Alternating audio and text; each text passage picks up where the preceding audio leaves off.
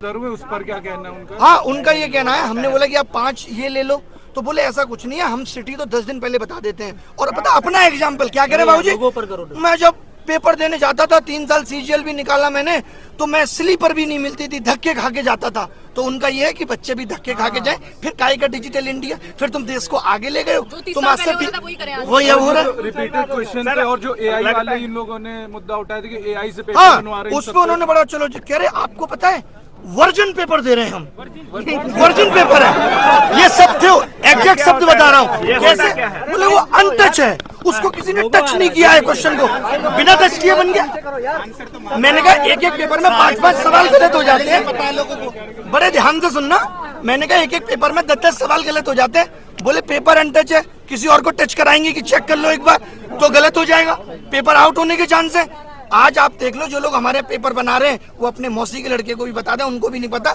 ये पेपर किस एग्जाम में आएगा। मैंने कहा भाई आप सिलेबस में तो आपने दिया नहीं था, प्रोबेबिलिटी स्टैटिस्टिक्स आप सिलेबस तो दे रहे हो। बोले उससे क्या मतलब है, बच्चे को नहीं पता कि 12th बेस्ड है और 12th में सब आता है।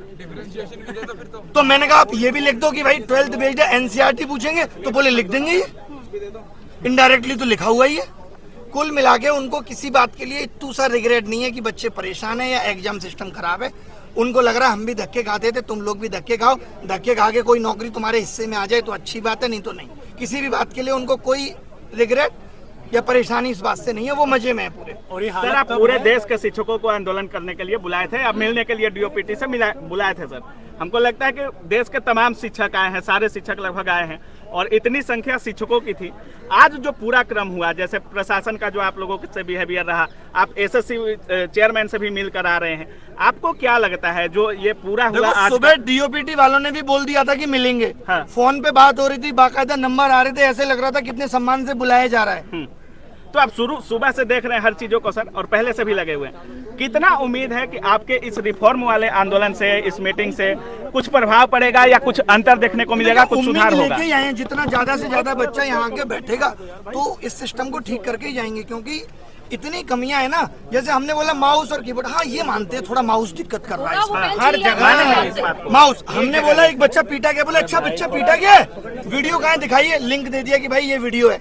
उनको ये भी नहीं पता, वैसे उनको एक एक बात पता है, उनको हमारी वीडियो के एक एक शब्द पता है कि हम क्या बोलते हैं। उनको ये नहीं पता कि एक बच्चा पीटा गया है, बच्चों के साथ अभद्र व्यवहार हो रहा है। हमने कहा इन्विजिलेटर आप ऐसे ही रख ले रहे हो, बोले फिर कैसे रखें, चेक करने जाएं कि इन्विजिलेटर क्या करता था पहले, नहीं करता था। तो कुल मिला के सारे जवाब उलूल जुलूल थे और मीटिंग बहुत ही बर्बाद हुई।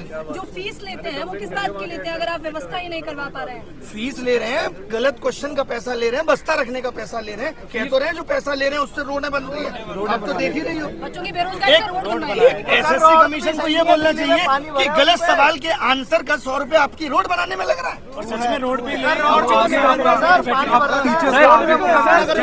सर रोड भी तो नहीं बन रहा है। धीरे धीरे इकट्ठे हो रहे हैं, पूरे देश से बच्चे को बुला रहे हैं, यहीं बैठेंगे जब तक ये सिस्टम सही नहीं हो जाता। सुबह तक डीओपीटी बहुत नॉर्मल था, बात कर लेंगे, कोई दिक्कत नहीं हो। अचानक लग गई, कैसे इतने लोग आ गए, ये कैसे हो गया, हटाओ अब नहीं मिलेंगे, ईगो पे ले ली बात, वरना उससे पहले मिलने को तैयार थे। हाँ। सत्र चल रहा है, आप लोग अभी बवाल मत करिए।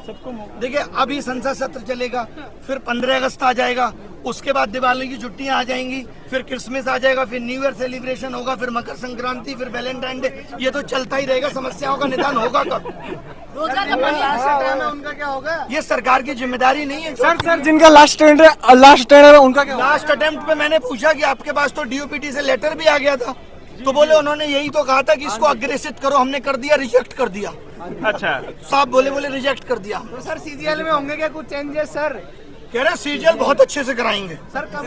कैसे डेट भी तो देते सर, डेट भी तो देते। लगा तो उनकी बातों से पोस्टपोन होने वाली बात में शायद ना हो, लगा है लेकिन